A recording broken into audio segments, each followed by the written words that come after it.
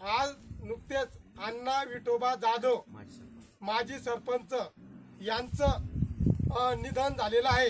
अण्णासाहेब जाधव यांनी हे जे गायरानधारक आहे यांना गायरान मिळवून देण्यासाठी त्यांचा खूप मोलाचा सहभाग याच्यामध्ये त्यांनी नोंदवला होता। ज्यावेळेस गायरान निघत होते त्यावेळेस त्यांनी गोरगरिबाच्या पाठीमागे राहून त्यांना गायरान मिळवून देण्याचं काम त्यावेळी ते सरपंच पदावर असताना त्यांनी एक मोलाचं काम केलं होतं। या गायरानधारकाच्या वतीने आणि माझ्या वतीने मी सर्वप्रथम त्यांना श्रद्धांजली वाहून त्यांच्या आत्म्यास शांती लाभो अशी मी ईश्वर चरणी प्रार्थना करतो। आज आम्ही सर्व गायरानधारक येथे उपस्थित होण्याचं कारण असं आहे, डॉक्टर बाबासाहेब आंबेडकरांनी ज्यावेळेस संविधान लागू केलं होतं त्या संविधानामध्ये सर्वप्रथम या मायबाप गोरगरिबांना न्याय भेटेल अशी तरतूद संविधानामध्ये केलेली आहे।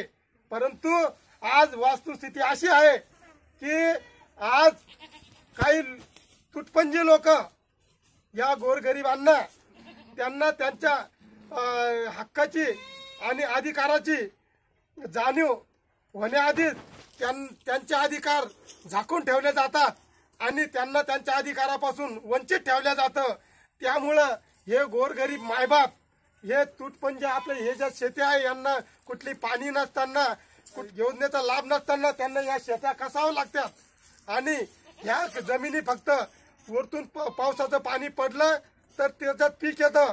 जर पावसाचं पाणी नाही आलं नाही तो खर्च सुद्धा मातीत चालला जातो, त्याचा मोबदला अथवा त्याचं कुठलंही अनुदान यांना भेटत नाही। या शासनाच्या व्यवस्थेमुळं ही गोरगरीब जनता त्यांच्या अधिकारापासून जर वंचित राहत असेल तर डॉक्टर बाबासाहेब आंबेडकरांनी दिलेले जे संविधानाचे अधिकार आहे हे सरकारने जाणून सर्वप्रथम जाणून घेऊन सरकार चालवायला पाहिजे असं मी सर्वप्रथम आवर्जून सांगू इच्छितो। वास्तविक पाहता सरकार ज्यावेळेस निवडून येतं आणि निवडून येण्याच्या अगोदर ज्यावेळेस ज्या मोठ्या गरजांना केल्या जातात त्या गरजांना ते सत्तेवर आल्यानंतर विसरून जातात आणि पुन्हा यांचे अधिकार हिरावून घेतले जातात। हे अगदी चुकीचं आहे।